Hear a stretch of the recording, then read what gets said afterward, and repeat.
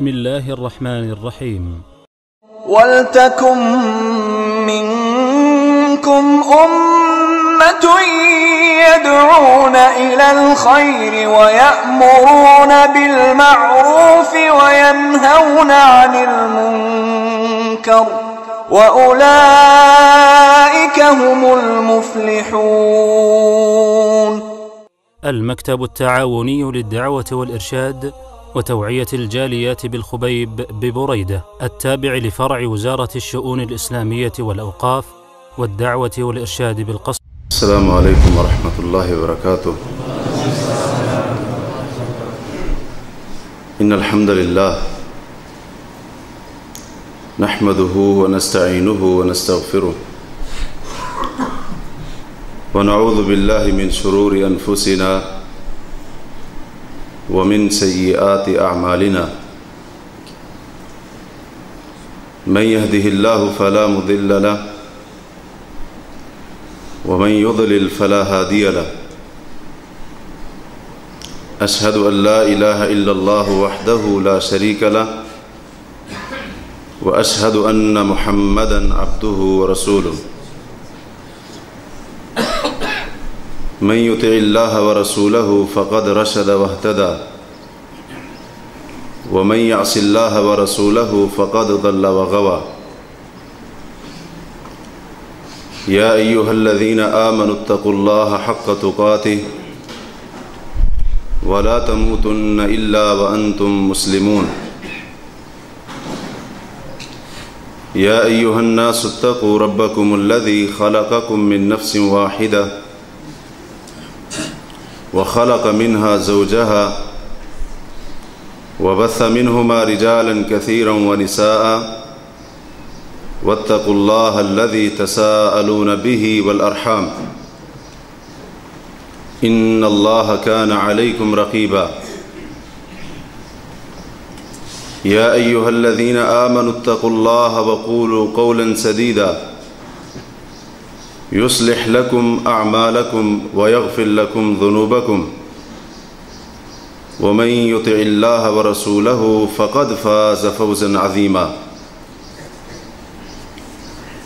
أما بعد فإن خير الحديث كتاب الله وخير الهدي هدي محمد صلى الله عليه وسلم وشر الأمور محدثاتها وكل محدثة بدعة وكل بدعة ضلالة وكل ضلالة في النار. اللهم صل على محمد وعلى آل محمد كما صليت على إبراهيم وعلى آل إبراهيم إنك حميد مجيد. اللهم بارك على محمد وعلى آل محمد كما باركت على إبراهيم وعلى آل إبراهيم إنك حميد مجيد. رب اشرح لي صدري ويسر لي أمري واحلل عقدة من لساني يفقه قولي. سبحانك لا علم لنا إلا ما علمتنا إنك أنت العليم الحكيم.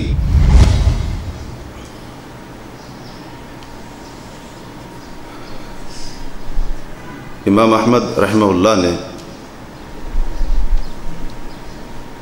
اپنی مسند میں حضرت ابو ہریرہ رضی اللہ تعالی عنہ سے روایت کی کہ رسول اللہ صلی اللہ علیہ وسلم نے فرمایا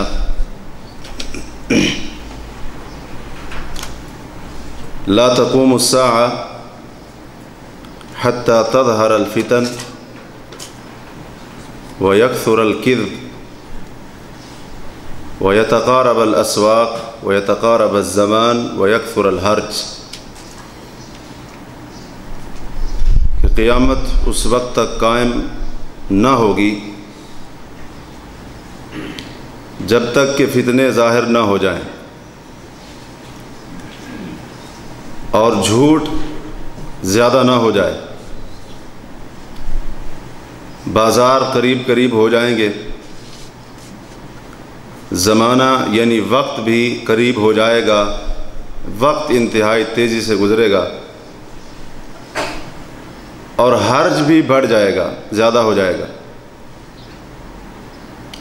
پوچھا گیا اللہ کے نبی علیہ الصلاۃ والسلام یہ حرج کیا ہے؟ آپ نے فرمایا القتل، قتل و غارت اور خون ریزی۔ اس حدیث میں نبی کریم صلی اللہ علیہ وسلم نے قیامت کی نشانیاں بتاتے ہوئے ایک نشانی یہ بھی بتائی کہ وَيَكْثُرَ الْكِذْبُ، قیامت سے پہلے جھوٹ عام ہو جائے گا، جھوٹ زیادہ ہو جائے گا، پھیل جائے گا، بکثرت بولا جائے گا۔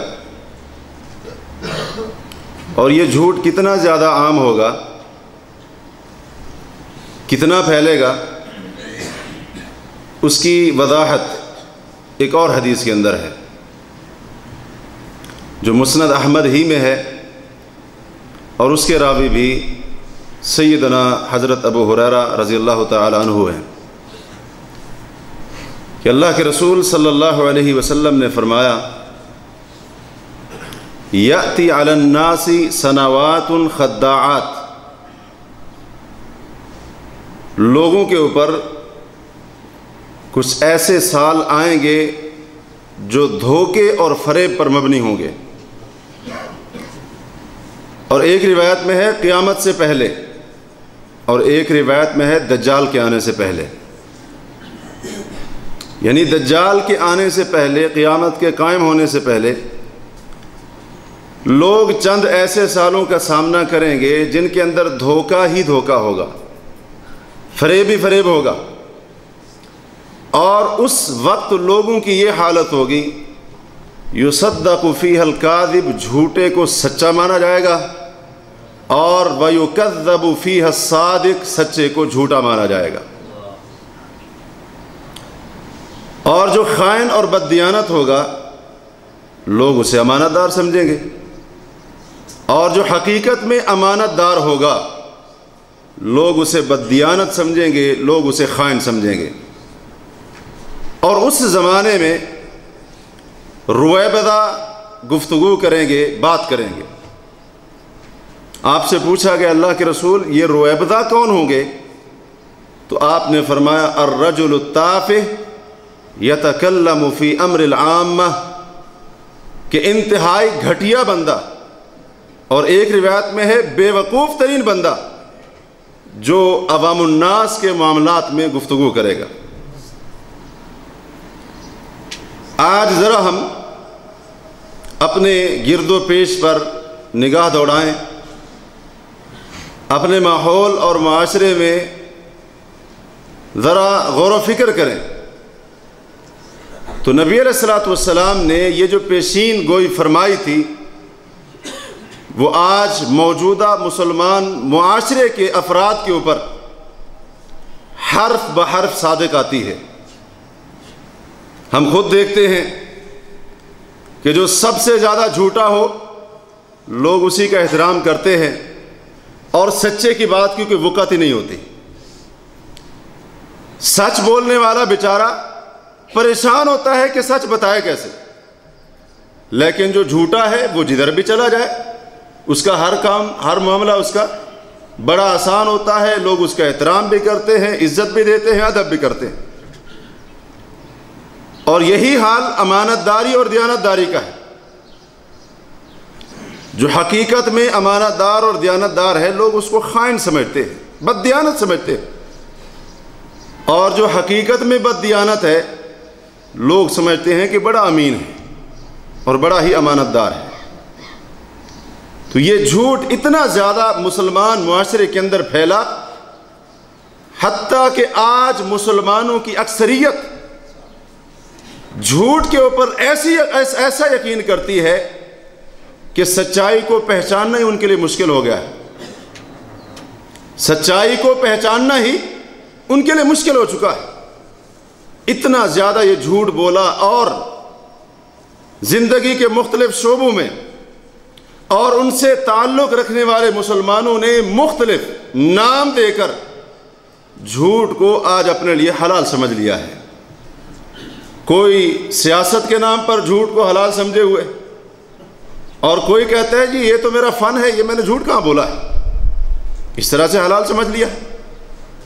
اور کسی نے دوسروں کو مطمئن کرنے کے لیے، کسی نے کس مقصد کے لیے، کسی نے کس مقصد کے لیے، الغرض جس کا جو میدان ہے اس کے اندر اس نے جھوٹ بولنا، غلط بیانی کرنا، خلاف واقعہ بات کو کرنا یا لوگوں کو بتانا، یہ اپنے لیے حلال سمجھ رکھا ہے.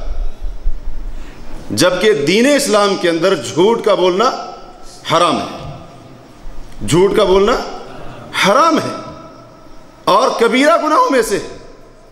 بلکہ قرآن مجید میں جن جن مقامات پر منافقین کی صفات بیان ہوئی ہیں، تو منافقین کی امتیازی جو صفات ہیں اور ان کا جو خاصہ ایک بیان ہوا ہے منافقین کا، وہ جھوٹ بولنا بھی بیان ہوا ہے. قرآن کریم کی ابتدا ہی میں، سورہ بقرہ کی ابتدا ہی میں اللہ تعالی نے فرمایا وَلَهُمْ عَذَابٌ أَلِيمٌ بِمَا كَانُوا يَكْذِبُونَ. منافقین کے لیے دردناک عذاب ہے. کیوں دردناک عذاب ہے؟ فرمایا یہ جھوٹ بولتے ہیں. منافق کیا کرتے ہیں؟ جھوٹ بولتے ہیں. مومن کا اور جھوٹ کا آپس میں کوئی تعلق ہی نہیں ہوتا. یہ جھوٹ بولنا، غلط بیانی کرنا اور خلاف واقعہ بات بتانا یا کرنا، یہ تو منافقین کی صفت تھی. لیکن ایمان ایسے کمزور ہوئے کہ آج مسلمان جھوٹ کو چھوڑنے کے لیے تیار ہی نہیں. بلکہ معاملہ تو یہاں تک پہنچا ہے کہ جھوٹ کو جھوٹ مانتا ہی کوئی نہیں ہے. جھوٹ کو جھوٹ مانتا ہی کوئی نہیں ہے. جو جھوٹ بولے جا رہا ہے اس سے آپ لاکھ مرضی کوشش کر لو اس کو یہ منوانے کی کہ یہ جھوٹ ہے، وہ کہے گا ہے ہی نہیں. یعنی ہم گناہ بھی کرتے ہیں اور یہ بھی نہیں مانتے کہ یہ گناہ ہے. غلط کام بھی کرتے ہیں اور اس کو غلط ماننے کے لیے تیار ہی نہیں.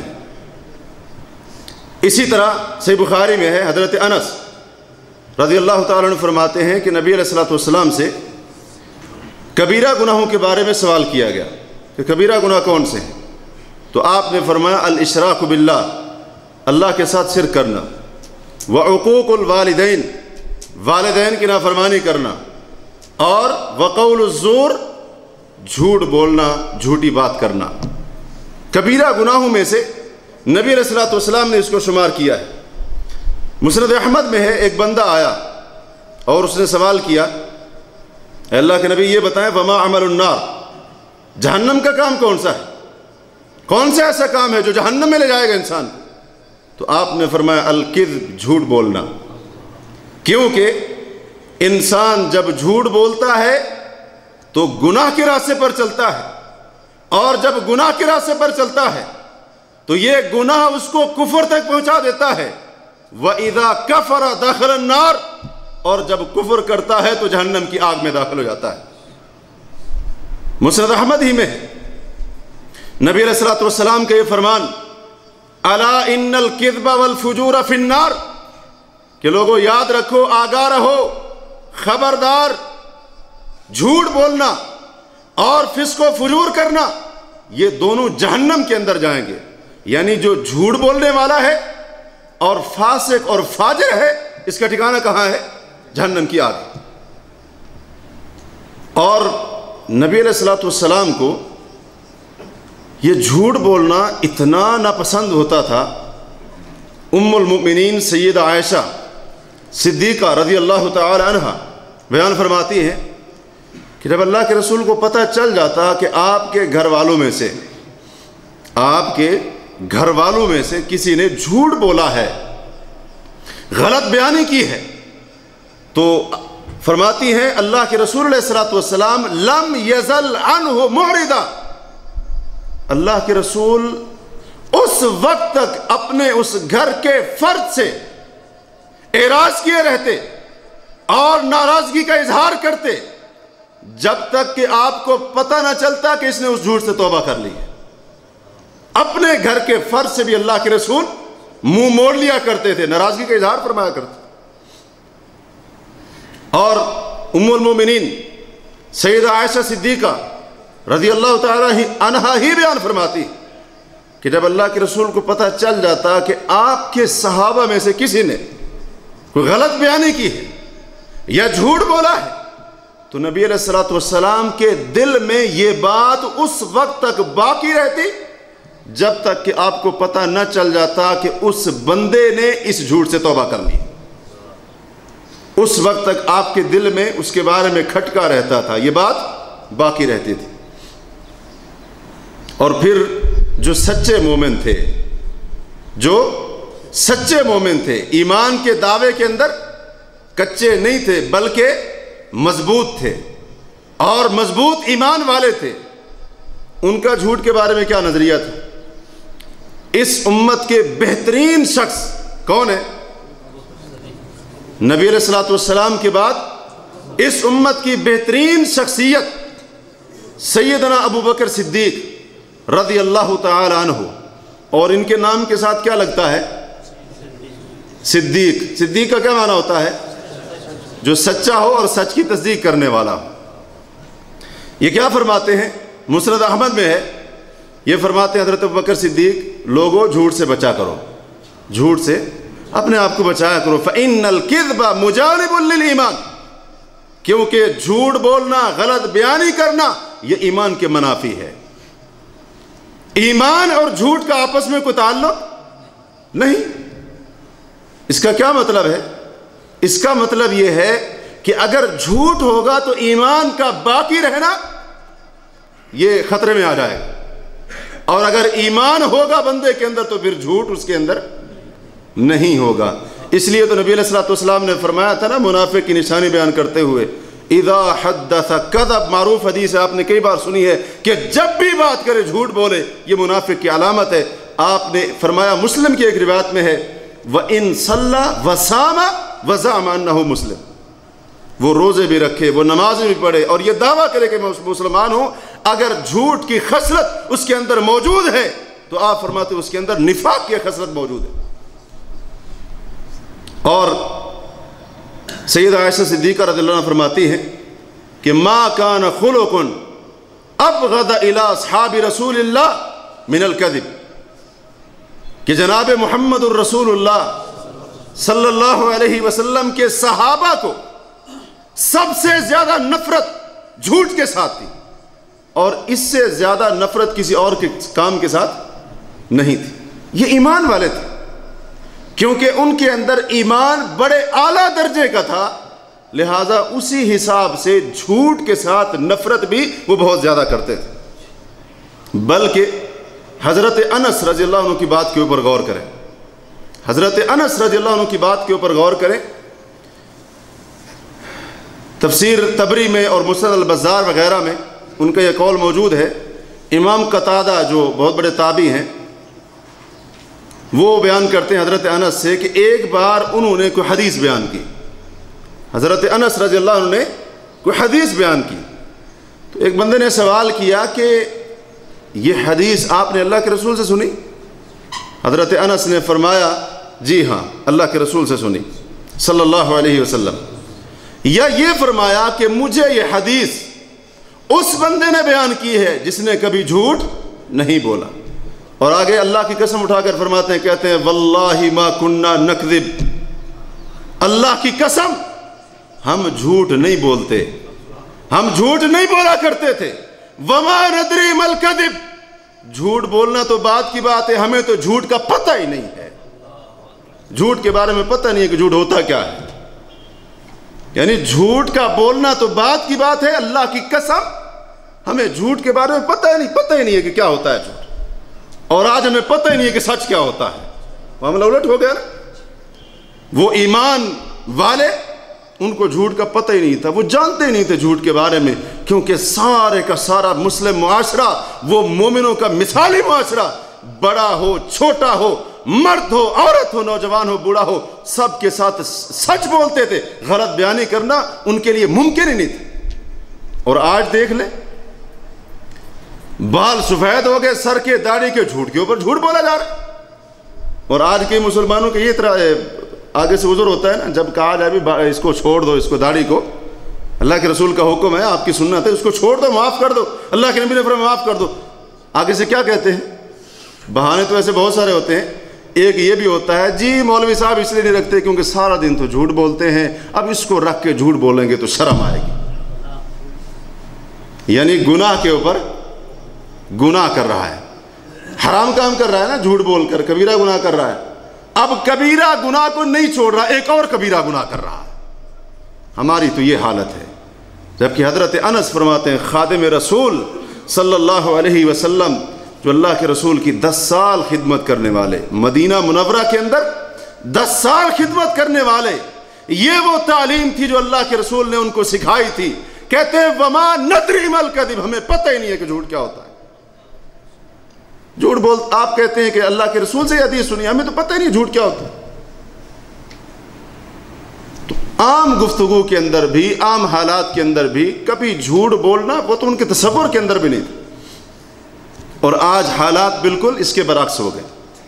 تو یہ کبیرہ گناہ، یہ حرام کام آج ہمارے معاشرے کے اندر اپنی مختلف صورتوں اور اقسام کے ساتھ اپنی جڑوں کو مضبوط کر کے ہمارے مسلم معاشرے کو کھوکھلا کر چکا ہے. تو یہ چند اقسام اختصار کے ساتھ بتانے کی کوشش کروں گا تاکہ ہم بھی اپنا محاسبہ کریں، گریبان میں جھانکیں کہ کہیں کسی نہ کسی صورت میں میں اور آپ جھوٹ تو نہیں بولتے. ایسا نہ ہو کہ ہم تو سمجھیں کہ میں تو جی بڑا سچا ہوں، جیسا کہ ہم سب کا دعویٰ ہے. کیا خیال ہے، ہم میں سے کوئی یہ تسلیم کرنے کو تیار ہے کہ میں جھوٹ بولتا ہوں؟ نہیں. ہم میں سے ہر بندہ یہی کہتا ہے جی میں تو سچا ہوں. جھوٹ پکڑا بھی جائے پھر بھی وہ کہے گا کہ میری سچائی کے اندر کوئی فرق نہیں آیا.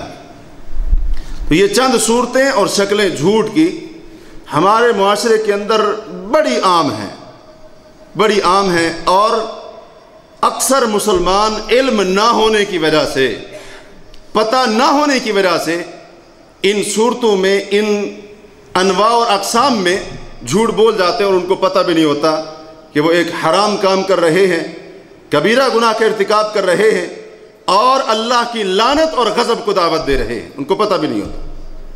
ہمارے معاشرے میں جھوٹ کی پائے جانے والی اقسام میں سے بدترین قسم اللہ کے اوپر جھوٹ بولنا ہے. اللہ کے اوپر، شاید آپ یہ جملہ سن کر حیران اور پریشان ہو جائیں کہ مسلمان اور اللہ کے اوپر جھوٹ بولے. جی ہاں، بولتا ہے. مسلمان اللہ کے اوپر جھوٹ بولتا ہے، اللہ کے اوپر بہتان باندھتا ہے، اپنے رب کے اوپر الزام تراشیاں کرتا ہے. یہودی عیسائی بولے تو بات سمجھ میں آتی تھی، اگر ہندو بولے تو بات سمجھ میں آتی تھی، اگر مجوسی اپنے رب کے بارے میں ایسے ایسے الفاظ کہے، ایسی ایسی باتیں کہے، وہ ایک الگ بات تھی. لیکن انتہائی افسوس کا مقام ہے کہ اپنے رب کے اوپر ایمان رکھنے والا اپنے رب کے اوپر جھوٹ بولتا ہے، اپنے اللہ کے اوپر جھوٹ بولتا ہے. اس کی بھی متعدد صورتیں ہمارے معاشرے کے اندر موجود ہیں. وہ صورتیں بیان کرنے سے پہلے یہ سن لیں کہ اللہ کی ذات پر جھوٹ بولنا کتنا بڑا جرم ہے. اللہ تعالیٰ نے خود اپنی کتاب میں متعدد مقامات پر اس جرم کی خطرناکی کو بیان کیا ہے. مثال کے طور پر اللہ فرماتے ہیں فَمَنْ أَظْلَمُ مِمَّنِ افْتَرَى عَلَى اللَّهِ كَذِبًا. اس سے بڑا ظالم اور کون ہو سکتا ہے جو اپنے رب کے اوپر جھوٹ باندھتا ہے. اور اللہ تعالیٰ فرماتے ہیں قُلْ إِنَّ الَّذِينَ يَفْتَرُونَ عَلَى اللَّهِ الْكَذِبَ لَا يُفْلِحُونَ. آپ کہہ دیجئے جو لوگ اللہ پر جھوٹ باندھتے ہیں وہ کامیاب نہیں ہو سکتے، وہ کامیاب نہیں ہو سکتے. یہ دنیا میں تھوڑا سا فائدہ ہے ان کے لیے، پھر ہم اللہ فرماتے ہیں ان کو سخت عذاب کے اندر مبتلا کریں گے بما کانوا یکفرون، کیونکہ وہ کفر کرتے تھے. تو دو باتیں ان آیتوں سے سمجھ آئیں. سورۃ یونس کی آیتیں ہیں. ایک تو اللہ پر جھوٹ بولنا کفر ہے، اور دوسرا یہ ہے کہ ان کے لیے سخت ترین عذاب ہے جو اللہ کے اوپر جھوٹ بولتے ہیں. سورہ زمر میں اللہ فرماتے ہیں وَيَوْمَ الْقِيَامَةِ تَرَى الَّذِينَ كَذَبُوا عَلَى اللَّهِ وُجُوهُهُمْ مُسْوَدَّةٌ أَلَيْسَ فِي جَهَنَّمَ مَثْوًى لِلْمُتَكَبِّرِينَ. قیامت کے دن آپ دیکھیں گے ان لوگوں کو جو اللہ کے اوپر جھوٹ بولتے ہیں، اللہ فرماتے ہیں ان کے چہرے کالے سیاہ ہوں گے، ان کے چہرے کالے، ان کے منہ کالے ہوں گے، اپنے رب کے اوپر جھوٹ بولتے تھے۔ اور پھر کہا جائے گا کیا جہنم میں تکبر کرنے والوں کا کوئی ٹھکانہ نہیں؟ کیا مطلب؟ ضرور ان کا ٹھکانہ ہے۔ متعدد اس کی بھی شکلیں ہمارے معاشرے کے اندر موجود ہیں اللہ کے اوپر جھوٹ بولنے کی۔ مثال کے طور پر کئی لوگوں کو آپ یہ کہتا ہو سنتے ہوں گے، جی ہماری سنتا نہیں فلاں کی موڑتا نہیں۔ سنتے ہیں نا، کبھی سنا ہے؟ اتفاق ہوا ہے سننے کا؟ ہماری سنتا نہیں اور ان کی، لہذا ہماری ان کے آگے ان کی، یہ اللہ کے اوپر جھوٹ نہیں ہے؟ کہاں کہا ہے اللہ نے کہ میں تمہاری نہیں سنتا، فلاں کی سنتا ہوں؟ اللہ نے تو یہ کہا وقال ربکم ادعونی استجب لکم اجیب دعوت الداعی اذا دعان۔ تو مسلمان کہتے ہیں جی میری سنتا نہیں فلاں کی موڑتا نہیں، لہذا میری اس کے آگے اس کی اللہ کے آگے۔ یہ اللہ کے اوپر بدترین جھوٹ ہے۔ اللہ نے تو کہیں پر نہیں کہا کہ میں تمہاری نہیں سنتا، تم اپنی فلاں کے آگے رکھو اور فلاں تمہاری مجھ تک پہنچائے گا میرے آگے رکھے۔ اللہ کے اوپر جھوٹ ہے، یہ بہتان ہے، کیونکہ اس کی کوئی دلیل اللہ نے اپنی کتاب کے اندر نازل نہیں فرمائی، اور نہ ہی ایسی کوئی بات اللہ کے رسول علیہ الصلوۃ والسلام نے اپنی امت کو سکھائی ہے، بتائی۔ اسی طرح یہ عقیدہ رکھنا کہ اللہ تعالیٰ کی صفات میں مثلا غیب جاننے کی صفت ہے، اور اسی طرح سے دیگر صفات ہیں، یا اللہ تعالیٰ کے جتنے بھی کام ہیں، پیدا کرنا ہے، زندہ کرنا ہے، مارنا ہے، رزق دینا ہے، اولاد دینا ہے، بیٹے بیٹیاں دینا ہے، یہ ساری کی ساری اللہ کی صفتیں اور اس کے کام ہیں نا۔ یہ عقیدہ رکھنا کہ اللہ کی صفات یا اللہ کے کاموں میں یا اس کی عبادات کے اندر کوئی شریک ہے، یہ بھی اللہ کے اوپر جھوٹ ہے، یہ بھی اللہ کے اوپر جھوٹ ہے۔ تو آج کئی مسلمانوں نے وہ جو رب کے کام تھے وہ کسی اور کو دے رکھے۔ جی پوری زمین کے اوپر جو اگر قبضہ اور قدرت اور کنٹرول ہے تو کہتے ہیں عبد القادر جیلانی رحمہ اللہ کا ہے، اور اسی طرح اور بھی بہت سارے عقائد اس قسم کے وہ پھیلے ہوئے۔ یہ سب اللہ کے اوپر جھوٹ ہے، اللہ کے اوپر بہتان ہے، یہ الزام ہے اپنے رب کے اوپر، خالق کے اوپر۔ وہ خالق تو کہتا ہے کہ میرا کوئی شریک نہیں، اور ہم خود اس چیز کا اقرار کرتے ہیں، وہ ہم نماز میں ہوں اور اسی طرح سے دیگر جہاں پر بھی دعائیں سکھائی گئی، جو ذکر و اذکار سکھائے گئے، ان کو جب ہم پڑھتے ہیں تو خود ہم اقرار کرتے ہیں کہ اللہ تیرا کوئی شریک نہیں ہے، لیکن اس کے باوجود بھی مسلمان یہ جھوٹ اللہ کے اوپر بولتے ہیں۔ اور افسوس کے ساتھ اکثریت ایسے مسلمانوں کی ہے، اور وہی مسلمان اپنی اکثریت کے اوپر فخر کرتے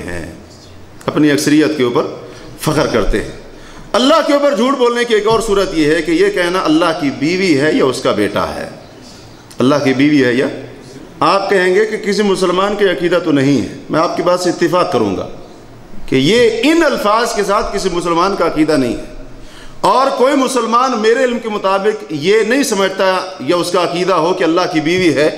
لیکن ایک لحاظ سے جیسے عیسائی کہتے ہیں عیسیٰ علیہ السلام ابن اللہ تھے، اور جیسے یہودیوں کا عقیدہ تھا کہ عزیر اللہ کے بیٹے تھے، صرف الفاظ کی تبدیلی ہے، مسلمانوں کے اندر بھی یہ عقیدہ موجود ہے عیسائیوں اور یہودیوں کا، یعنی اللہ کا بیٹا ماننا، اللہ میں سے جز تسلیم کرنا، حصہ تسلیم کرنا، یہ آج مسلمانوں کا بھی عقیدہ ہے۔ نبی صلی اللہ علیہ وسلم کو نور من نور اللہ کہنا یہ کیا ہے؟ اس کے معنی کے اوپر کبھی ہم نے غور کیا؟ ہمارے ملکوں میں تو مساجد کے اندر یہ جملہ پتہ نہیں کتنی بار دہرایا جاتا ہے، اذان سے پہلے اور بعد میں لوگ بڑے فخر کے ساتھ اس جملے کو دہراتے ہیں، اذان سے پہلے بھی اذان کے بعد بھی، الصلاۃ والسلام علیکہ یا نورا من نور اللہ۔ معذرت کے ساتھ یہ عقیدے کا مسئلہ ہے، اگر یہاں پر ہم وضاحت نہیں کریں گے تو ہم مجرم ہوں گے۔ یہ عقیدے کا مسئلہ ہے، کیا مطلب ہے اس کا نور من نور اللہ؟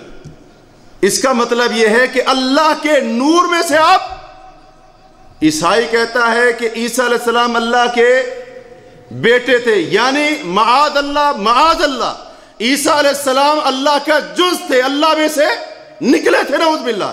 اور یہی بات تو مسلمان کر رہا ہے کہ اللہ کے رسول کیا تھے؟ نور من نور اللہ تھے، اللہ کے نور میں سے۔ اور یہی بات عیسائی کرتا ہے کہ عیسیٰ علیہ السلام ابن اللہ تھے، یہی بات یہودی کرتا ہے عزیر علیہ السلام ابن اللہ تھے۔ اور میں نے عرض کیا ہے الفاظ بدلے ہیں، عقیدہ وہی، صرف الفاظ بدلے ہیں بس۔ اللہ کے اوپر جھوٹ ہے یہ، اللہ کے اوپر بہتان ہے یہ۔ متخذ صاحبۃ ولا ولدا، نہ اللہ کی بیوی ہے نہ اس کی کوئی اولاد ہے۔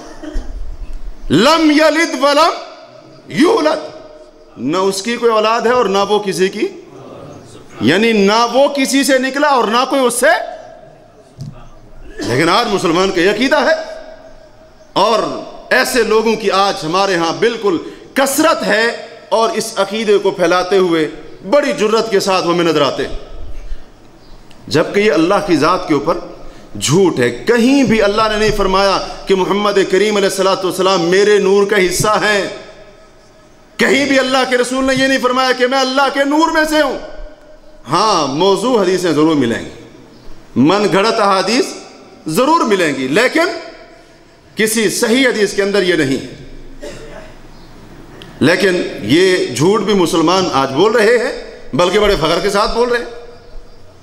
اسی طرح اللہ کی ذات کے اوپر جھوٹ بولنے کی ایک اور صورت یہ بھی ہے کہ جس چیز کو اللہ نے حلال کہا اسے حلال نہ سمجھنا، جس چیز کو اللہ نے حرام کہا اسے حرام نہ سمجھنا، یا اس کے الٹ کر لیں، جس چیز کو اللہ نے حلال کہا اسے حرام کہنا، اور جس چیز کو اللہ نے حرام کیا اسے حلال سمجھنا، یہ بھی اللہ کے اوپر جھوٹ ہے، یہ بھی اللہ کے اوپر جھوٹ ہے۔ اللہ تعالیٰ فرماتے ہیں وَلَا تَقُولُوا لِمَا تَصِفُ أَلْسِنَتُكُمُ الْكَذِبَ هَذَا حَلَالٌ وَهَذَا حَرَامٌ لِتَفْتَرُوا عَلَى اللَّهِ الْكَذِبَ، کہ اپنی زبانوں سے اللہ پر جھوٹ باندھتے ہوئے یہ نہ کہو کہ فلاں چیز حلال ہے فلاں چیز حرام ہے، تاکہ تم اللہ کے اوپر جھوٹ بولو۔ اللہ کے اوپر جھوٹ ہے، اپنی زبان سے کہنا جی فلاں چیز حلال ہے، جی فلاں چیز حرام ہے، نہیں میں اس کو حرام نہیں سمجھتا، میں تو اس کو حلال سمجھتا، نہیں میں اس کو حلال نہیں سمجھتا، میں تو اس کو حرام سمجھتا۔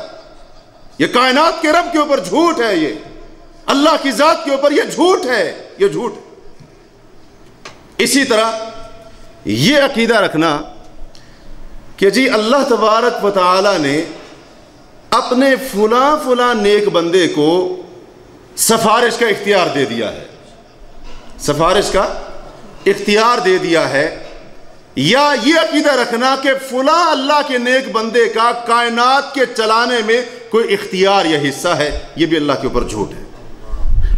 کیونکہ سفارش کے معاملے میں تو اللہ نے خود واضح طور پر کہا ہے نا، آیت الکرسی میں آپ کیا کہتے ہیں؟ من ذا الذی یشفع عندہ الا باذنہ، کون ہے جو اللہ کے ہاں سفارش کر سکے، شفاعت کر سکے؟ ہاں مگر اس کی اجازت سے۔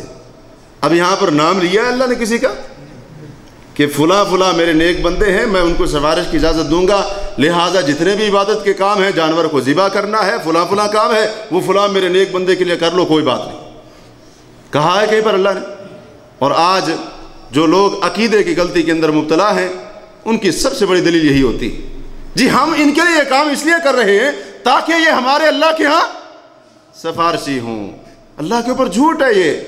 اللہ نے کہاں پر کہا ہے کہ فلاں کے لیے عبادت کا کام کرو، یہ میرے ہاں تمہاری سفارش کرے گا، شفاعت کرے گا؟ اللہ نے کہیں پر نہیں کہا۔ اللہ نے صرف اتنا کہا ہے کہ سفارش وہی کرے گا کہ جس کو رحمان اجازت دے گا، الا من اذن له الرحمن وقال صوابا، جس کو رحمان اجازت دے گا یا جس کے حق میں اجازت دے گا، سفارش صرف اسی کے حق میں ہوگی، سفارش ہوگی۔ نبی علیہ الصلوۃ والسلام بھی کریں گے، دیگر انبیاء بھی کریں گے، مومن بھی کریں گے، شہداء بھی کریں گے، ہم اس چیز کے منکر نہیں ہیں، لیکن جس کو اجازت ملے گی وہی کرے گا، اور جس کے حق میں ملے گی صرف اسی کے حق میں کریں گے۔ اب اس مسلمان کو کس نے کہہ دیا کہ جی تمہاری سفارش بھی کریں گے، لہذا یہ سب کرو ان کے لیے؟ کوئی ہے گارنٹی اس کی؟ کوئی دلیل ہے اس کی اللہ کی کتاب میں یا نبی علیہ الصلوۃ والسلام کی حدیث کے اندر نہیں ہے تو یہ اللہ کی ذات کے اوپر جھوٹ ہے۔ اللہ کی ذات کے اوپر جھوٹ بول کر آج مسلمان بدترین جھوٹ کی قسم کے اندر مبتلا ہے۔ اسی طرح جھوٹ کی ایک قسم جو اللہ تعالیٰ نے اپنی کتاب کے اندر بیان کی ہے وہ یہ ہے کہ اپنا تزکیہ آپ کرنا، اپنا تزکیہ آپ کرنا، یعنی اپنے آپ کو بڑا متقی، پارسا، زاہد و عابد اور اسی طرح سے پرہیزگار اور بڑا عبادت گزار بتانا اور ظاہر کرنا، یہ بھی اللہ کے اوپر کیا ہے؟ اللہ نے فرمایا نا سورہ نجم کے اندر فَلَا تُزَكُّوا أَنفُسَكُمْ کہ لوگوں اپنا تزکیہ خود نہ کیا کرو، هُوَ أَعْلَمُ بِمَنِ اتَّقَىٰ وہ خوب جانتا ہے کون پرہیزگار ہے اور کون پرہیزگار نہیں ہے۔ تو اللہ تعالیٰ نے سورہ نساء میں فرمایا اگرچہ یہ آیتیں مفسرین کا اتفاق ہے کہ یہ بالخصوص یہودیوں کے بارے میں نازل ہوئی، أَلَمْ تَرَ إِلَى الَّذِينَ يُزَكُّونَ أَنفُسَهُمْ کہ آپ نے ان لوگوں کو نہیں دیکھا جو اپنا تزکیہ خود کرتے ہیں۔ یہ آیتیں بنیادی طور پر یہودیوں کے بارے میں ہیں، لیکن اگر کوئی بندہ ان جیسا کام کرتا ہے تو وہ بھی اس چیز کے اندر داخل ہوگا، اس چیز کے اندر داخل ہوگا۔ تو اللہ نے فرمایا آپ دیکھتے نہیں ہیں ان کو کہ یہ اپنا تزکیہ کیسے کرتے ہیں، اپنے آپ کو بڑا نیک اور پارسا بتاتے ہیں، یہ کہتے ہیں جی نحن ابناء اللہ وحباؤ ہم تو اللہ کے بیٹے ہیں، اس کے بڑے محبوب ہیں، لن تمسنا النار الا ایاما معدودا جہنم میں گئے بھی سے چند دن جائیں گے، وقالوا لن يدخل الجنة الا من كان هودا او نصارى اور یہ کہتے ہیں جی ہم جنت میں وہی جائے گا جو یا تو یہودی ہوگا یا پھر یہ تزکیہ کرنا ہے نا۔ تو اللہ نے فرمایا انظر کیف یفترون علی اللہ الکذب آپ دیکھیں ذرا غور کریں ان کی باتوں کے اوپر، یہ کیسے اللہ کی ذات پر جھوٹ بول رہے ہیں۔ یہ کہتے ہیں جی جنت میں صرف ہم جائیں گے، یہ کہتے ہیں جی ہم تو بڑے جو ہے نا نیک ہیں، اللہ کے بیٹے ہیں، بڑے پیارے، اللہ اپنے پیاروں کو کیسے عذاب دے گا؟ ہم اللہ کے محبوب اور اللہ ہمیں جہنم میں پھینکے گا؟ یہ جو اللہ فرماتے ہیں یہودی تزکیہ کر رہے ہیں، دیکھیے آپ یہ کیسے اللہ کے اوپر جھوٹ بول رہے ہیں۔ وَكَفَى بِهِ إِثْمًا مُبِينًا اور اللہ کے اوپر جھوٹ بولنا یا اس انداز سے اپنا تزکیہ کرنا، اللہ فرماتے ہیں یہ اسی چیز کے لیے، اس کے گناہ ہونے کے لیے اتنا ہی کافی ہے، اتنا ہی کافی ہے، اتنا ہی کافی ہے۔ اور اللہ کے اوپر جھوٹ بولنے کی ایک اور صورت جو آج کل بڑی پھیل رہی ہے وہ یہ ہے کہ قرآن کی آیت کا وہ معنی اور مفہوم بیان کرنا کہ جس مقصد اور مطلب کے لیے آیت نازل نہ ہوئی، جس مطلب اور مقصد کے لیے آیت نازل نہ ہوئی ہو اس کا وہ معنی بیان کرنا، یہ بھی تو اللہ کے اوپر جھوٹ ہے، کیونکہ اللہ نے وہ آیت کسی اور مقصد اور معنی کے لیے اتاری، لیکن بندہ کیا کر رہا ہے، اس کو اس معنی سے پھیر کر کسی اور معنی جو اس کی خواہش اور عقیدے کے مطابق ہے یا اپنی بدعت کو ثابت کرنے کے لیے وہ اس کا معنی کر رہا ہے۔ اللہ کے اوپر جھوٹ، اللہ کے اوپر جھوٹ ہے، یہ اللہ کے اوپر جھوٹ۔ ایک مولوی سے میں نے خود سنا، کانوں سے سنا، میں نے تقریر کر رہا تھا وہ اس کے اوپر کہ نبی علیہ الصلوۃ والسلام حاضر ناظر ہیں۔ وہ دلیل کہاں سے لے رہا تھا؟ وہ سورۃ اعراف میں جو اللہ نے واقعہ بیان کیا ہے نا کہ اللہ نے جب فرمایا شیطان کو کہ بھاگ جا یہاں سے، دفع ہو جا، تو اس نے کہا تھا اللہ اگر آپ نے مجھے یہاں سے بھگا دیا ہے تو میں بھی اولاد آدم کے دائیں سے بائیں سے ہر طرف سے آؤں گا۔ تو اب اس سے وہ دلیل لے رہا تھا کہ جی دیکھیں شیطان اگر ہر جگہ حاضر ناظر ہو سکتا ہے تو نبی علیہ الصلوۃ والسلام نہیں ہو سکتا۔ یہ تو وہی بات ہے نا، ہم اگر عرض کریں گے تو یعنی یہ گستاخی نہیں ہے اللہ کے رسول کی، یعنی شیطان کے عمل سے اللہ کے رسول کی شان بیان ہو رہے، نعوذ باللہ، یہ بدترین گستاخی۔ محبت کرتے جاؤ، باقی بیچ میں جو کچھ بھی کرتے جاؤ، یہ اصل چیز ہے۔ یعنی دیکھیں پہلی بات تو یہ ہے کہ شیطان ہر جگہ حاضر ناظر ہے، شیطان ہر جگہ حاضر ناظر ہے نہیں، وہ جن ہر جگہ حاضر ناظر ہوتا ہے نہیں ہوتا۔ یہ شیطان نے کیوں کہا تھا میں ان کے دائیں سے بائیں سے ہر طرف سے آؤں گا؟ کیونکہ اس کی ذریت بھی تو ہے نا، اس کی اولاد بھی تو ہے، اس کے لشکر بھی تو ہیں، اس کے معاون۔ اور اب دیکھیں کس طرح سے قرآن کو بدلا جا رہا ہے، آیت بھی وہی ہے، سورت بھی وہی ہے، الفاظ بھی وہی ہیں، اور زبر زیر پیش سب صحیح ہے، لیکن جب معنی کیا تو معنی بگاڑ دیا پھر۔ اور یہ جو کنز الایمان ترجمہ ہے نا، کن کا ہے جانتے ہیں؟ جانتے ہیں؟ نام لینا میں مناسب نہیں سمجھتا، تو وہ جو سورۃ الفتح کی آیت ہے لیغفر لک اللہ ما تقدم من ذنبک وما تأخر، معنی کیا ہے اس کا؟ آپ کے جو اگلے اور پچھلے گناہ ہیں اللہ تعالیٰ ان کو معاف کر دے۔ اور انہوں نے کیا ترجمہ کیا کہ آپ کے اگلوں اور پچھلوں کے اللہ گناہ معاف کر دے، اگلوں اور پچھلوں کے، یعنی اس کا مطلب یہ ہے کہ وہ ثابت کرنا چاہتے ہیں کہ ہم بخشے بخشائے ہیں، کچھ نہ بھی کریں تو کیونکہ ہم امتی ہیں ان کے تو لہٰذا ٹھیک ہے جو کچھ بھی کرتے رہو۔ یعنی دیکھیں الفاظ بھی وہی، سب کچھ وہی ہے، لیکن جب معنی کیا تو معنی کے اندر ہیر پھیر کر دیا۔ یہ بھی تو اللہ کے اوپر جھوٹ ہے، یہ بھی اللہ کے اوپر جھوٹ ہے، تہمت ہے۔ جھوٹ کی ایک دوسری صورت جو ہمارے معاشرے کے اندر بڑی عام پھیلی ہوئی ہے، اور خاص طور پر جو لوگ سوشل میڈیا سے وابستہ ہیں ان کے اندر تو یہ بکثرت یہ چیز دیکھی جاتی ہے، پائی جاتی ہے، وہ ہے رسول کریم صلی اللہ علیہ وسلم کی ذات گرامی پر جھوٹ بولنا، اللہ کے رسول کے اوپر جھوٹ بولنا۔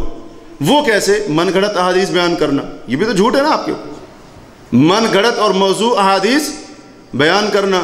وہ پچھلے دنوں ایک روایت بڑی گردش کر رہی تھی واٹس ایپ کے اوپر، جی اب رمضان کے آنے میں اتنے دن باقی ہیں، تو نبی علیہ الصلوۃ والسلام نے فرمایا جس نے سب سے پہلے رمضان کی خوشخبری کسی کو سنائی اس کے لیے جنت واجب ہوگی۔ پتہ نہیں کہاں سے آئی، بندہ پڑھ کر ہی حیران ہو جاتا ہے، بندہ پڑھ کر ہی۔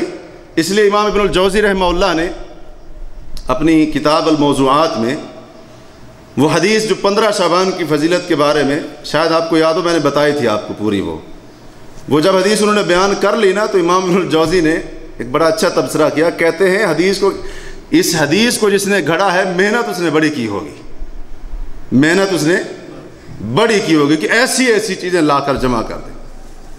اور اسی طرح سے جس نے ربیع الاول کا چاند دیکھتے ہی سب سے پہلے جس کو مبارکباد دی اس کے لیے جنت واجب ہو گئی، وہ جنت میں جائے گا۔ ایسی ایسی حدیثیں بیان کرتے ہیں کہ ان کا پتہ ہی نہیں ہوتا کہ وہ کہاں سے آئی، اور پھر کہتے ہیں جی حدیث تو حدیث ہوتی ہے، یہ کہاں سے آ گیا کہ یہ کمزور حدیث ہے، یہ من گھڑت ہے، یہ حدیث تو حدیث ہوتی ہے۔ نعوذ باللہ من ذالک، یعنی پیغمبر کے اوپر جھوٹ بولتے رہو اور آپ کہو کہ حدیث تو حدیث ہوتی ہے، تعجب کی بات۔ من گھڑت احادیث کو بیان کرنا، موضوع احادیث کو بیان کرنا اور ان سے عقائد ثابت کرنا اور ان سے دیگر معاملات کو ثابت کرنا، یہ بڑا عام ہے آج مسلمانوں کے اندر۔ اور آج مسلمان، کئی مسلمان، جیسا کہ میں پہلے بھی عرض کر چکا ہوں، سوشل میڈیا سے تعلق رکھنے والے وابستہ لوگ خاص طور پر اس بات سے اپنے آپ کو بچائیں، یہ نہ ہو کہ کوئی چیز آئی اور بغیر تحقیق کے آگے بھیج دی۔ اگر وہ جھوٹ ہوا، اللہ کے رسول کے اوپر تہمت ہوئی، بہتان ہوا، جہاں تک وہ جھوٹ جائے گا سب کے جرم میں آپ بھی برابر کی شریک ہوں گے، کیونکہ وہ بہتان ہے اللہ کے نبی پر۔ نبی علیہ الصلوۃ والسلام نے وہ بات ارشاد فرمائی نہیں۔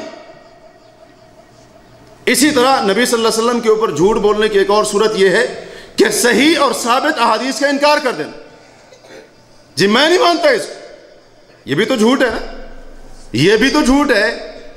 اللہ کے رسول فرماتے ہیں یہ چیز ہے، بندہ کہتا نہیں ہے، اس کو کرنی تصدیق چاہیے تھی، اور اللہ کے رسول کو کیا کر رہا ہے؟ وہ جھٹلا رہا ہے، گویا کہ آپ صلی اللہ علیہ وسلم کو نعوذ باللہ وہ جھوٹا کہہ رہا ہے، نعوذ باللہ۔ جو شخص صحیح اور ثابت احادیث کا انکار کرتا ہے، کہتا ہے میں نہیں مانتا ان کو، یہ بھی جھوٹ ہے اللہ کے رسول کے اوپر۔ اسی طرح سنت کا لیبل لگا کر بدعات کو ترویج دینا، اشاعت کرنا، یہ بھی اللہ کے رسول کے اوپر جھوٹ ہے۔ جب ہم کسی کام کو کہیں گے کہ یہ بھی سنت ہے، یہ بھی سنت ہے، ہمارے ہاں تو ایک کتاب ملتی ہے نا، اس کے اندر ماشاءاللہ بڑی سنتیں بیان کی جائیں گی، ہیں جی، استنجا کرنے کی پتہ نہیں کھانے کی 72 سنتیں، اور اسی طرح سے انہی میں سے ایک چیز ہے اس کی 36 سنتیں، اس کے اوپر لیبل کیا لگا دیا؟ سنت کا۔ حالانکہ اکثر ان میں سے چیزیں آپ اٹھا کر احادیث کی کتابوں کے اوپر پیش کریں، ان میں سے چند چیزیں بمشکل ثابت ہوں گی، اکثر کا وجود ہی نہیں حدیث کی کتابوں میں۔ لیبل کیا لگا دیا؟ سنت۔ اور اس لیبل کو جب ہٹائیں تو نیچے کیا لکھا ہوا ہے؟ وہ جیسے بعض دکاندار کرتے ہیں نا، نیچے لکھا ہوتا ہے میڈ ان چائنا، تو اوپر کیا لکھ دیتے ہیں؟ جو عقل مند ہوگا اور جو جاننے والا ہوگا اوپر سے دیکھ کر تو نہیں لے آئے گا، وہ ہٹا کر دیکھے گا کہ اندر کیا لکھا ہوا ہے. کیا خیال ہے؟ تو لیبل اوپر لگا دیا سنت کا. جی ہم بڑی محبت کرنے والے سنت کے ساتھ، اور اسی طرح سے نبی کے طریقوں کے ساتھ فلاں فلاں اس قسم کے نام لے کر اور سنت کا لیبل ہٹائیں تو آگے اتنی بھرمار کہ بندہ حیران و پریشان ہو جاتا ہے کہ یہ چیزیں پتہ نہیں آئیں کہاں سے. اور اتنی موٹی کتاب لکھ دی، پوری اتنی موٹی کتاب، اور ان کے اندر جو کچھ بیان ہوا اکثر کا سنت کے اندر وجود ہی نہیں. تو یہ بھی اللہ کے رسول کے اوپر جھوٹ ہے.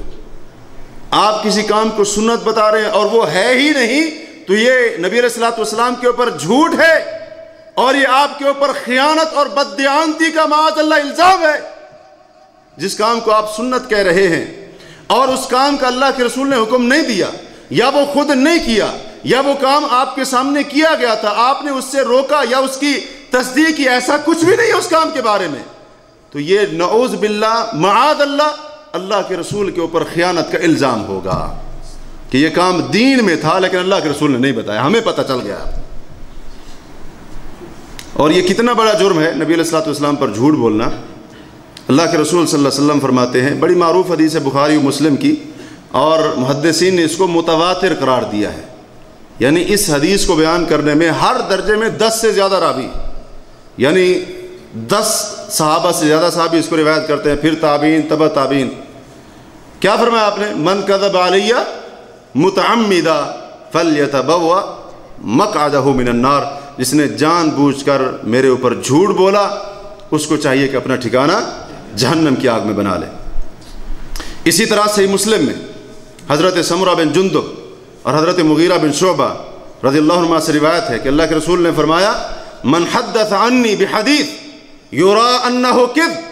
جس نے مجھ سے کوئی ایسی حدیث بیان کی جس کے بارے میں پتہ تھا، علم تھا کہ وہ جھوٹ ہے، من گھڑت ہے اور اسی طرح سے موضوع ہے، تو آپ فرماتے ہیں فَهُوَ أَحَدُ الْكَاذِبِينَ.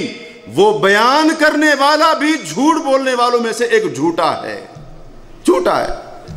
اگرچہ وہ بنا نہیں رہا اس کو، لیکن صرف بیان کرنا، لوگوں کو سنانا، لوگوں کو لکھ کر بھیجنا، لوگوں تک پہنچانا، اللہ کے رسول فرماتے ہیں وہ بھی اس جھوٹ کے اندر برابر کا شریک ہے. اور جیسے دیگر لوگوں نے جھوٹ بولا ویسے اس نے بھی جھوٹ بولا. یہ اتنا بڑا گناہ ہے، لیکن اس کے اندر بھی آج مسلمان ہمیں ملوث نظر آتے ہیں. جھوٹ کی ایک تیسری شکل ہمارے معاشرے کے اندر جو بکثرت پھیلی ہوئی ہے وہ ہے کسی مسلمان کے اوپر جھوٹ بولنا. کسی مسلمان کے اوپر جھوٹ بولنا. مثال کے طور پر ایک بندہ کوئی کام کر رہا تھا، اس کام کے کرنے میں غلطی ہو گئی اس سے، تو اب وہ دیکھتا ہے کہ جو مسئول اور ذمہ دار ہے وہ تو ڈانٹے گا اس کام کے اوپر. وہ کہتا ہے نہیں یہ کام میں نے نہیں کیا، اس نے کیا ہے. جھوٹ نہیں ہوگا مسلمان کے اوپر؟ جھوٹ ہے. کسی مسلمان کے اوپر جھوٹ بولنا جسے ہم تہمت کہتے ہیں، بہتان کہتے ہیں. نبی علیہ الصلوۃ والسلام نے فرمایا، ابو داؤد کی حدیث ہے اور دیگر حدیث کتابوں میں موجود ہے، آپ نے فرمایا من قال فی مؤمن ما لیس فی. جس نے کسی مومن میں کے بارے میں ایسی بات کہی جو اس میں نہیں، جو اس کے اندر نہیں تھی، کوئی ایسا عیب کسی مسلمان کا بیان کیا جو اس کے اندر نہیں تھا، تو آپ فرماتے اسکنہ اللہ ردغۃ الخبال. اللہ ایسے بندے کو ردغۃ الخبال میں ٹھہرائے گا.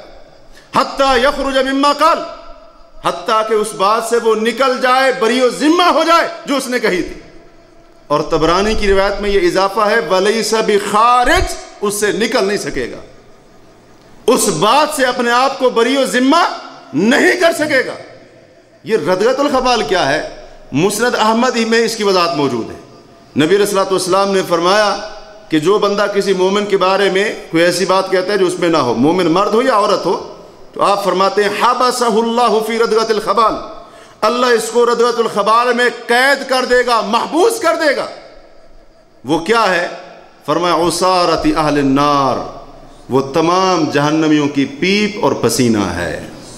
تمام جہنمیوں کی پیپ اور پسینہ ہے.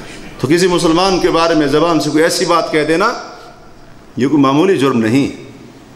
یہ کوئی معمولی بات نہیں ہے، بڑا خطرناک جھوٹ ہے یہ، اور جھوٹ کی اتنی خطرناک قسم ہے کہ نبی علیہ الصلوۃ والسلام نے یہ ارشاد فرمایا کہ جو جہنمیوں کی پیپ اور پسینہ ہوگا اللہ وہاں پر اس کو قید کر کے رکھے گا اور اس کو روک کر رکھے گا، ٹھہرائے گا، حتیٰ کہ اپنی بات سے وہ بری و ذمہ ہو جائے، لیکن یہ اس کے بس کی بات نہ ہوگی۔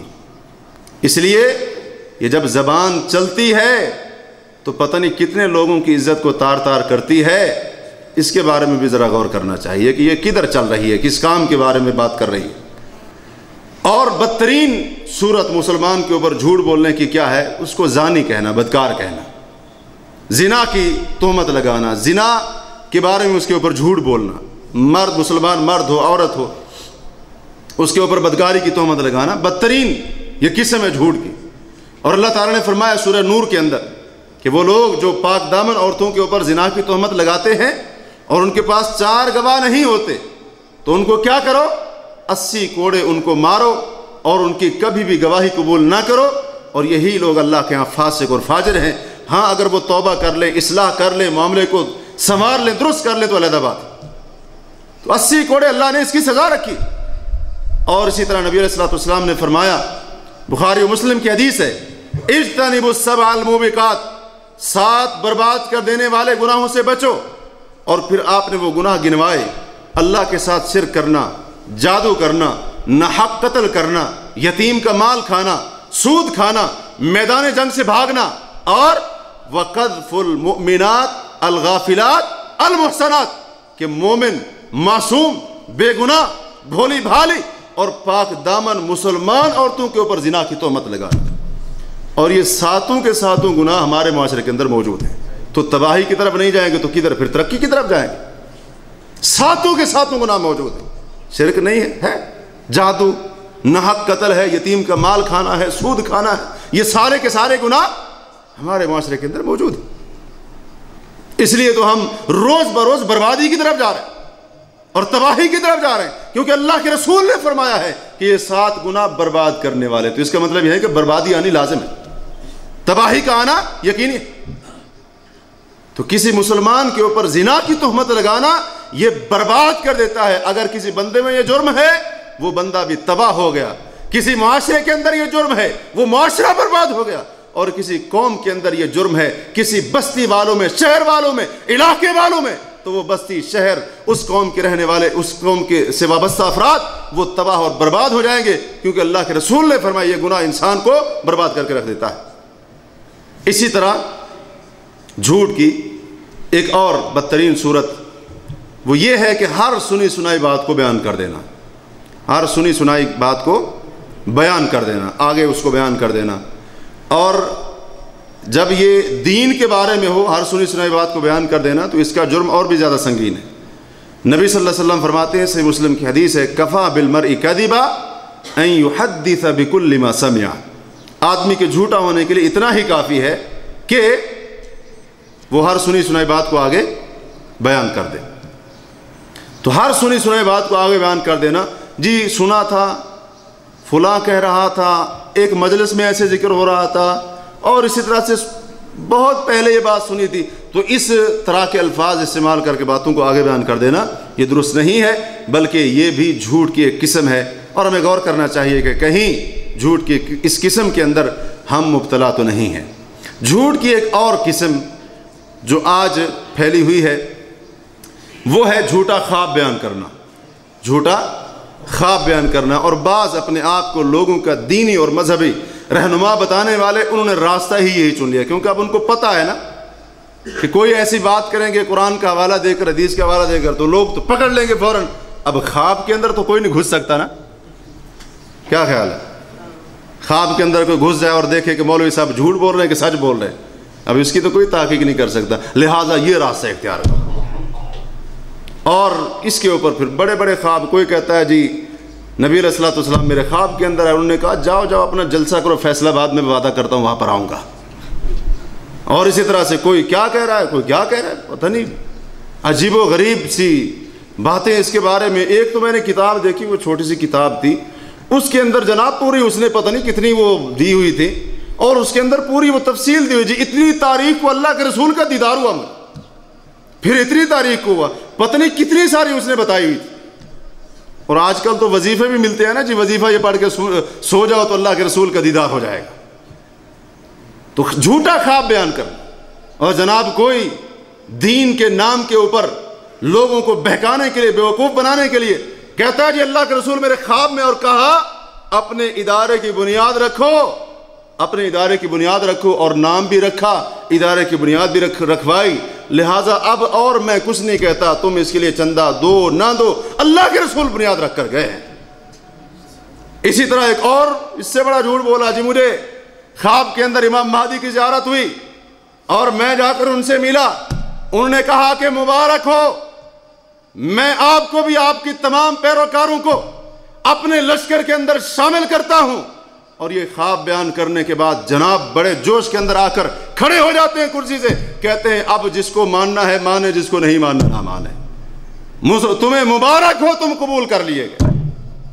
جھوٹا خواب بیان کرتے نبی علیہ الصلوۃ والسلام نے فرمایا، صحیح بخاری کی حدیث ہے، جو بندہ جھوٹا خواب بیان کرتا ہے قیامت کے دن اللہ اس کو حکم دے گا جو کے دو دانوں کے درمیان گرا لگا وَلَن يَفْعَلْ، اور نہیں لگا سکے گا۔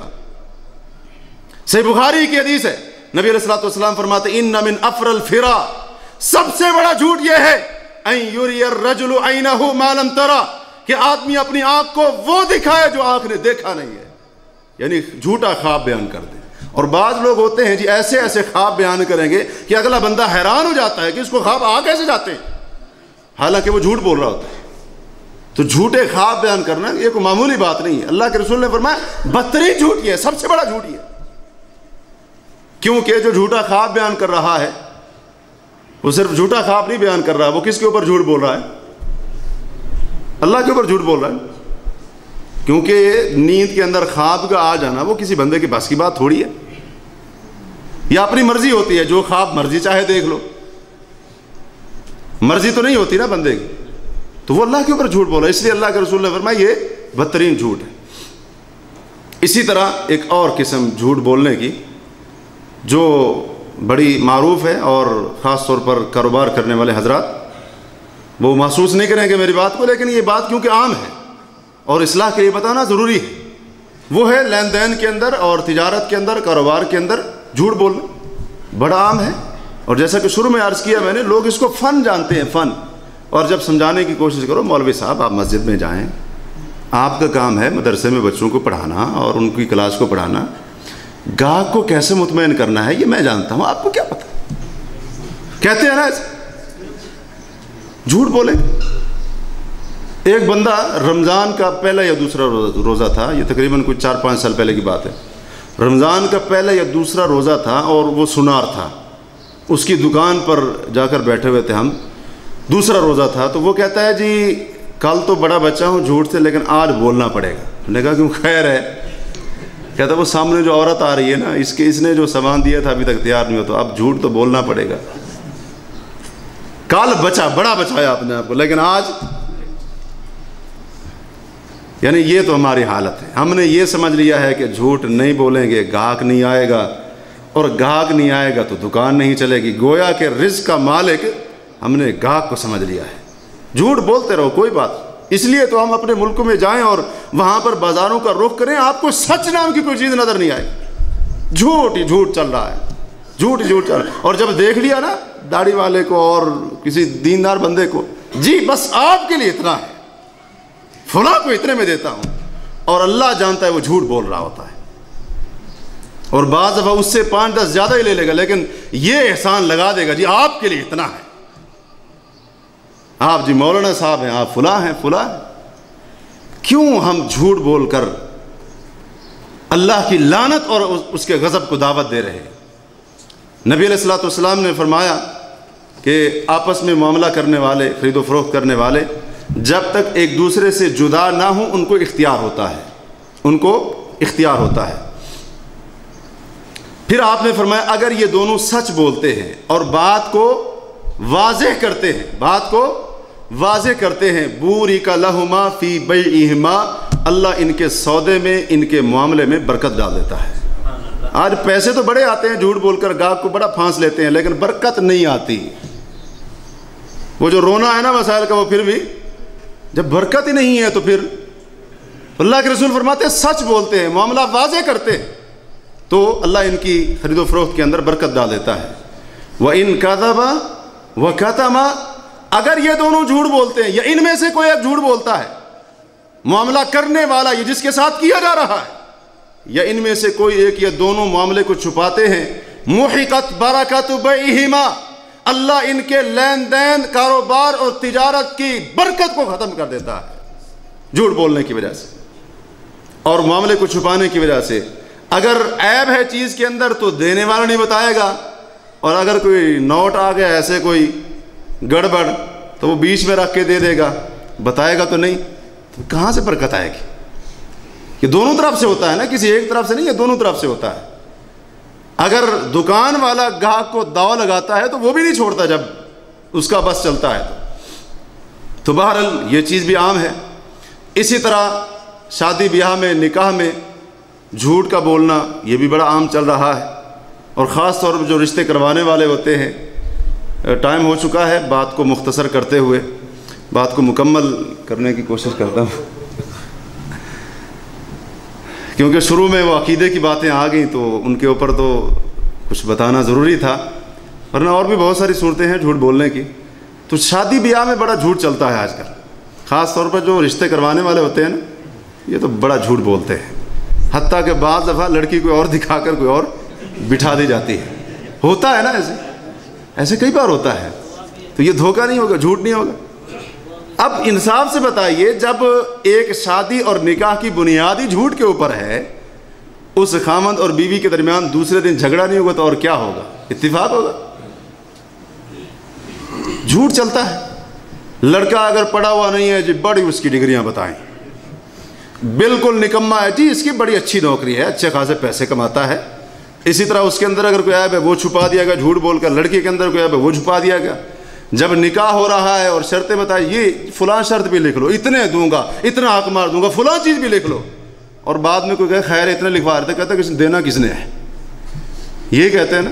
اب جس نکاح اور شادی کی بنیادی جھوٹ کے اوپر ہے، اس میں برکت کہاں سے آئے گی؟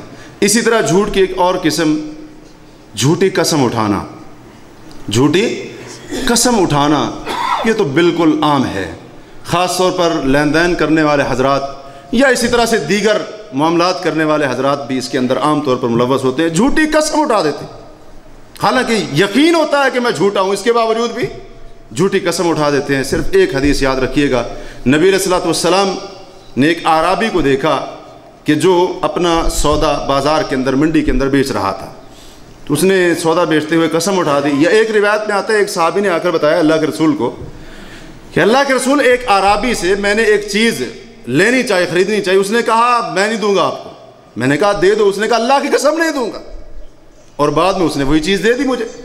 تو نبی علیہ الصلوۃ والسلام کو جب یہ بات پتہ چلی تو آپ نے فرمایا باع آخرتہ بدنیاہ، اس اعرابی نے یہ جھوٹی قسم اٹھا کر اپنی دنیا کے بدلے میں آخرت کو بیچ ڈالا ہے، آخرت کا ستیاناش کر دیا ہے، آخرت کا نقصان کر دیا ہے۔ اسی طرح جھوٹی گواہی، یہ بھی تو عام ہے نا۔ لڑکا لڑکی بھاگ کر جائیں تو ان کو مشکل پیش نہیں آتی، کرائے کا ملا بھی دستیاب ہے، کرائے کے گواہ بھی دستیاب ہیں، جدھر بھی آپ چلے جائیں۔ گواہی کس چیز کے اوپر لینی؟ جھوٹی گواہی، چند ٹرکوں کے بس لوگ گواہیاں بیچ رہے ہیں۔ اور اسی طرح سے ایسی چیز کا اظہار کرنا جو بندے کے پاس نہ ہو، مثلا بندہ پڑھا ہوا نہیں، جی میرے پاس فلاں ڈگری ہے، اور اسی طرح سے اس کے پاس ایک چیز نہیں ہے، اس کا اظہار کر دینا، اس کا اظہار کر دینا۔ سے مسلم میں ایک عورت آئی، حضرت اسماء بیان کرتی ہیں کہ ایک عورت آئی اور اس نے کہا اللہ کے رسول میری ایک سوکن ہے۔ سوکن جانتے ہیں نا، یعنی اس کے خامند کی جو دوسری بیوی ہے وہ ہے، تو کیا میرے اوپر کوئی گناہ ہوگا اگر میں اپنی سوکن کو دکھانے کے لیے ایسی چیز کا اظہار کروں جو میرا خامند مجھے دیتا نہیں ہے؟ کیا گناہ ہوگا؟ تو اللہ کے رسول نے فرمایا المتشبع بما لم یعطى کلابس ثوب ذور، جو ایسی چیز کا اظہار کرے جو اس کو دی نہیں گئی، وہ اس بندے کی طرح ہے جو جھوٹ موٹ کے دو کپڑے پہنے ہوئے ہو۔ اور اس حدیث کی تشریح کرنے والوں نے یہ کہا ہے کہ جھوٹ موٹ کے دو کپڑے یعنی ایسا کپڑا پہننا کہ جس کو اس انداز سے سیا گیا ہو کہ اس کی آستین تو ایک ہو لیکن لگے ایسے کہ اس نے دو آستین والا پہنا ہوا ہے، اس کے اور معنی بھی کیے گئے کہ اس نے دو جھوٹ بولے ہیں، ایک تو یہ اس کے پاس کوئی چیز ہے نہیں، اس کا اظہار کیا، اور دوسرا دینے والے کے اوپر اس نے جھوٹ بولا ہے۔ لہٰذا خیال کرنا چاہیے ہمیں۔ اور اسی ضمن میں بعض علماء نے کہا ہے کہ وہ بندہ بھی آتا ہے جو اپنے لیے بڑے بڑے القاب کو پسند کرتا ہے، بلبل قرآن، علامہ، شیخ القرآن اور فلاں فلاں، اور اس کے اندر وہ اہلیت نہیں ہوتی، وہ بھی اسی کے اندر آتا ہے، وہ بھی اسی کے اندر آتا ہے۔ تو بہرحال باتیں بہت ساری تھیں اس کے بارے میں، آخری بات کرتے ہوئے بات کو ختم کرتا ہوں۔ وہ جھوٹ کی ایک اور صورت جو ہمارے معاشرے میں بڑی عام ہے، خاص طور پر مائیں اس جھوٹ کو بڑا اختیار کرتی ہیں، وہ ہے بچے کے ساتھ جھوٹ بولنا۔ حضرت عبداللہ بن عامر کہتے ہیں کہ رسول اللہ صلی اللہ علیہ وسلم ہمارے گھر کے اندر موجود تھے، تو میری والدہ نے مجھے بلایا اور کہا کہ آؤ آپ کو کوئی چیز دیتی ہوں۔ تو نبی صلی اللہ علیہ وسلم نے پوچھا میری والدہ سے، آپ اس کو کیا دینا چاہتی ہیں؟ تو میری والدہ نے کہا میں اپنے بیٹے کو کھجور دینا چاہتی ہوں۔ آپ نے فرمایا اما انکی لو لم تعطیہ کتبت علیک کذبہ، اگر تو اپنے بچے کو بلا کر کھجور نہ دیتی ایک جھوٹ تیرے اوپر لکھ دیا جاتا۔ تو خیال کرنا چاہیے بچے کو صرف بہلانے کے لیے، اور اسی طرح سے کھیل کود میں وہ نہیں لگ رہا تو اس طرح سے اس کو بہلانے پھسلانے کے لیے جھوٹ کا سہارا لینا یہ جائز نہیں ہوگا، اور اس حالت میں بھی جھوٹ لکھا جائے گا۔ اور اسی طرح سے بچہ اسکول نہیں جا رہا، بیٹا اسکول چلے جاؤ فلاں چیز لے کر دوں گا، بعد میں پتہ ہی نہیں، یہ بھی جھوٹ ہو جائے گا نا، یہ بھی تو جھوٹ ہو جائے گا۔ تو بچے کے ساتھ جھوٹ بولنا، یہ چند صورتیں تھیں جھوٹ کی۔ یہ ساری باتیں بیان کرنے کا مقصد یہ تھا کہ جھوٹ، جیسا کہ شروع میں عرض کیا ہے آپ سے کہ جھوٹ اتنا زیادہ عام ہو چکا ہے، بلکہ اب تو یہود و نصارہ کی دیکھا دیکھی مسلمان باقاعدہ پورا ایک دن مناتے ہیں، پورا ایک دن مناتے ہیں جس کے اندر صبح سے لے کر شام تک جھوٹ بولتے ہیں، اس حرام کا ارتکاب کرتے ہیں، کبیرہ گناہ کرتے ہیں۔ میری مراد 1 اپریل کو اپریل فول منانا ہے۔ یہود و نصارہ نے یہ رسم بد شروع کی تھی، اور مسلمان خاص طور پر نوجوان طبقہ اس کے اندر ایسا ملوث ہوا، جھوٹ بول کر لوگوں کو بے وقوف بنانا۔ اس کا معنی یہ ہوتا ہے اپریل فول، یعنی پہلی اپریل کو لوگوں کو بے وقوف بنانا۔ تو اس دن جھوٹ وہ بولے جو حقیقت میں بے وقوف ہے، ہمیں کیا ضرورت پڑی ہے؟ ہمیں کیا ضرورت پڑی ہے کبیرہ گناہ کرنے کی، حرام کام کرنے کی؟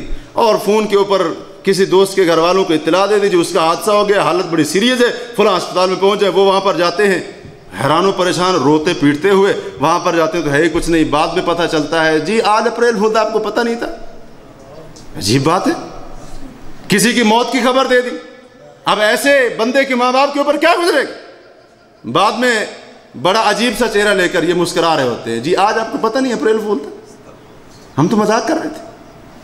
اور اسی طرح سے یہ جناب صبح اپنی بیوی کو کہتا ہے تجھے طلاق، وہ بیچاری سارا دن روتی رہی، شام کو آتا ہے کیا ہوا؟ کہتا ہے صبح طلاق نہیں، کہتی ہے صبح طلاق نہیں تھی، کہتا ہے اپریل فول تھا، میں نے تو ایسے ہی کہہ دیا تھا۔ اور جو شخص مذاق میں جھوٹ بولتا ہے، حدیث آپ نے کئی بار سنی ہے ترمذی کے، اللہ کے رسول نے 3 بار فرمایا ہے اس کے لیے بربادی ہے، بربادی ہے، بربادی ہے اس کے لیے۔ اور مسند احمد میں تو یہاں تک ہے، آپ نے فرمایا ایک بندہ اپنی زبان سے ایک لفظ صرف نکالتا ہے اپنے پاس بیٹھنے والوں کو ہنسانے کے لیے، اس ایک لفظ کے نکالنے کی وجہ سے سریا جو ستارہ ہے اس سے بھی زیادہ اس کی جو مسافت یہاں سے بنتی ہے سریا ستارے کی، اور کہا جاتا ہے کہ اس زمین سے سب سے زیادہ دور یہی ستارہ ہے، سریا ستارے کی مسافت سے زیادہ جہنم کی گہرائی میں جا گرتا ہے۔ صرف ایک بات کرتا ہے، مقصد کیا ہوتا ہے؟ اپنے ساتھیوں کو ہنسانا اور ان کو خوش کرنا۔ تو اس لیے یہ نہ ہو کہ ہم لوگوں کے رسم و رواج اختیار کرتے کرتے اور اسی طرح سے لوگوں کو خوش کرتے کرتے ان کو ہنساتے ہنساتے خود جہنم کی گہرائیوں میں نہ گر جائیں۔ اللہ تعالیٰ سے دعا ہے کہ اللہ وحدہ لا شریک ہمیں جھوٹ سے بچائے اور سچ کا پابند بنائے، اور جو سچے لوگ ہیں ان کا ساتھ دینے کی توفیق دے۔ سبحانک اللہم و بحمدک، اشہد ان لا الہ الا انت، استغفرک و اتوب الیک۔ السلام علیکم ورحمۃ اللہ وبرکاتہ۔ السلام علیکم ورحمۃ اللہ وبرکاتہ۔ یہ تھے فضیلت الشیخ محمد طارق حفظہ اللہ تعالی، جھوٹ، اس کی اقسام اور اس کی سنگینی کے حوالے سے گفتگو فرما رہے تھے۔ اور یہ ایک حقیقت ہے کہ آج یہ مرض ہمارے مسلم معاشرے میں اتنا زیادہ ہے کہ اہل علم اور جو علماء کرام اپنے آپ کو مشائخ، فضیلت الشیخ اور نہ جانے کیا کچھ کہلوانے والے، ان کے اندر بھی یہ کوتاہیاں اور یہ غلطیاں موجود ہیں۔ بھائیو، یہ عمل اتنا زیادہ ہو چکا ہے کہ آج گھر گھر میں خواتین، بچے، بڑے بوڑھے، کاروباری، دکاندار، ملازم، مالک، ہر بندہ جو ہے تقریباً الا ماشاء اللہ اس مرض میں مبتلا ہے. تو اللہ تعالیٰ سے دعا ہے کہ اللہ تعالیٰ ہمیں اس مرض سے محفوظ رکھے. آج ہم نے یہ گفتگو سنی ہے تو اللہ سے ہم دعا کرتے ہیں کہ اللہ تعالیٰ ہمیں عمل کرنے کی توفیق عطا فرمائے، ہماری زبانیں جھوٹ سے پاک رہیں. ہم نے یہ سمجھ رکھا ہے کہ جھوٹ نہیں بولیں گے تو کام نہیں چلے گا، جھوٹ نہیں بولیں گے دکان نہیں چلے گی، جھوٹ نہیں بولیں گے تو بزنس نہیں چلے گا، جھوٹ نہیں بولیں گے تو ہم سروائیو نہیں کر سکتے. یہ ایک اور جھوٹ ہے، جھوٹ کے اوپر جھوٹ ہے. یعنی کیا اللہ تعالیٰ نے سچ کے اندر کوئی خیر نہیں رکھی؟ اللہ تعالیٰ نے سچ میں برکت نہیں رکھی؟ اللہ تعالیٰ نے سچ کی وجہ سے ہمارا رزق نہیں رکھا؟ ایک ایسی عجیب بات ہے. تو اللہ تعالیٰ سے ہم دعا کرتے ہیں کہ اللہ تعالیٰ ہم سب کو سمجھنے کی اور عمل کرنے کی توفیق عطا فرمائے.